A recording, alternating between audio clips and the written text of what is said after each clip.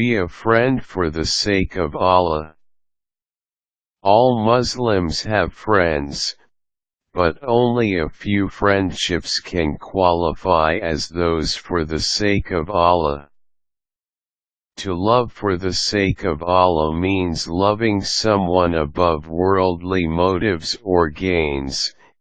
It is the love that exists between two people because of their mutual yearning for higher levels of piety and a common desire to lead a devout Muslim life. This kind of love might exist between two school-going youngsters, a couple of stay-at-home mothers in the same neighborhood, or two men frequenting the same mosque on a regular basis. It might even exist between close family members and/or relatives. Its chief characteristics are sincerity, selfless empathy, and compassion. Those who love for the sake of Allah help and support each other in becoming better Muslims. They usually meet on a collective level for the promotion or betterment of Islam, or that of Muslims in general, by organizing welfare, educational and entertainment programs for the community.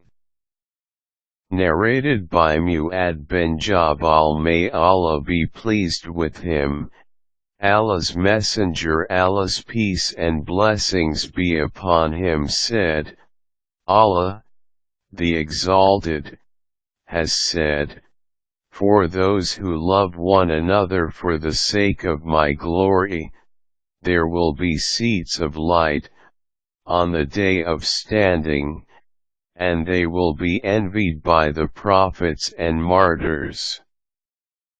Al-Tirmidhi. It is these people who are earning a reward from Allah even when they are just enjoying themselves in each other's company without doing any apparent act of worship.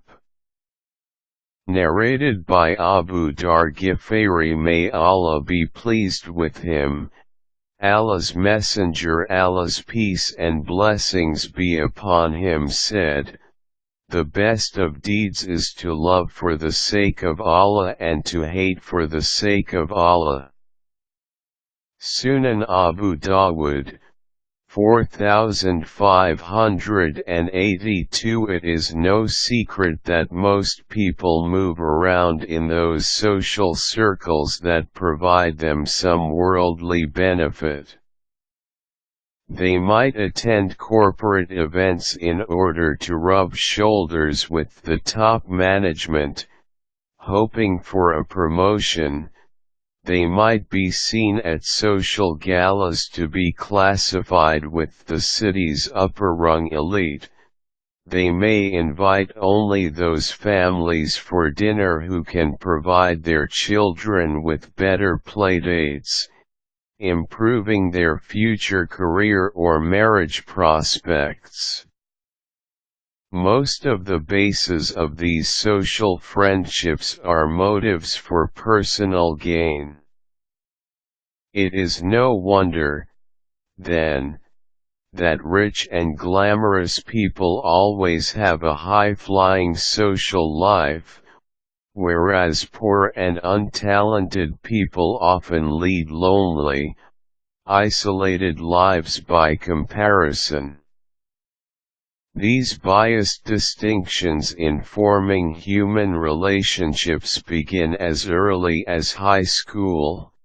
The pretty, smart girls hang around together, get chosen for extracurricular activities and sororities, and ignore the pudgy, nerdy ones who don't possess a talented personality or glamorous image. What are those people to do, then, who realize that they do not love their best friends for Allah's sake, but for worldly reasons, and that these friends are in fact taking them further away from Allah. Here is a list of suggestions. Face the facts. Admit to yourself that your friend's company is becoming detrimental to you and your final reckoning. Until and unless you do this, you cannot make a turnaround for the better. Feel remorse that you both have not been making more of an effort for finding the company of pious people. As a result, both of you have been helping each other move away from Allah.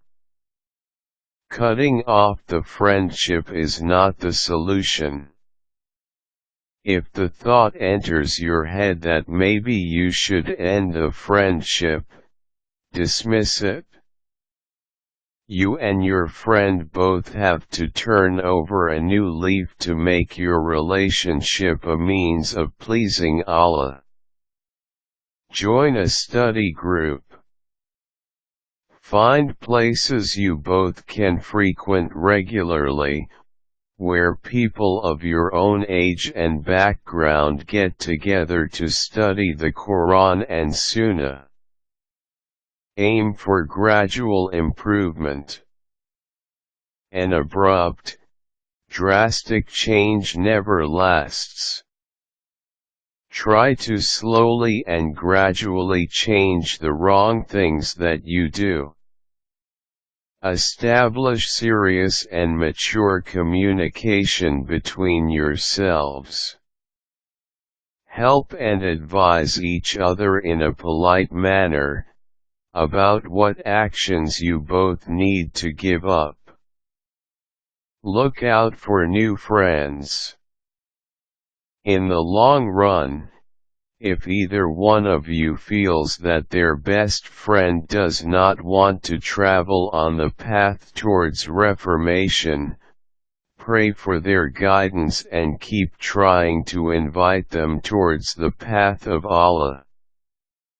If they still persist in pulling you in the other direction, ask Allah to give you the company of another friend, one who will be your support, not an obstacle, in leading a pious life.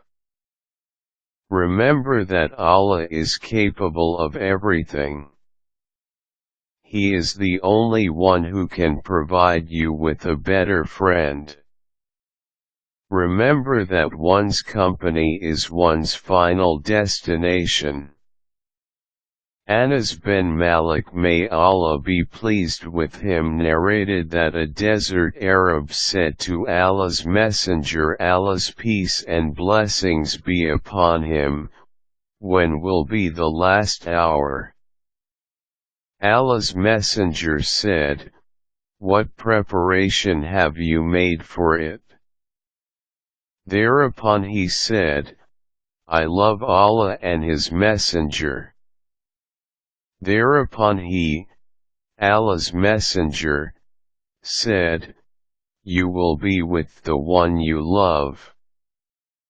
Sahih Muslim, Book 32, number 6378, Abu Musa, may Allah be pleased with him, reported Allah's Messenger, Allah's peace and blessings be upon him, as saying, "The similitude of good company and that of bad company is that of the owner of musk, perfume, and that of the one, ironsmith, blowing bellows, respectively, and the owner of musk would either offer you some free of charge, or you would buy it from him, or, at least, you would smell its pleasant fragrance, and as for the one who blows the bellows, he would either burn your clothes or you shall have to smell its repugnant smell." Sahih Muslim, Book 32, Number 6361. The Prophet Muhammad, Allah's peace and blessings be upon him, said, "A person is on the deen way of life of his Khalil, closest friend. So be careful whom you befriend." Sunan Abu Dawud, Al-Tirmidhi. What better than to heed the advice of our role model Prophet Muhammad, Allah's peace and blessings be upon him, in all aspects of social relationships? Caution: love for the sake of Allah, a pure love, can never exist between members of the opposite sex, unless they are husband and wife, brother and sister, etc. The romantic love between a man and woman outside marriage is forbidden in Islam, and can never be mistaken for love for the sake of Allah.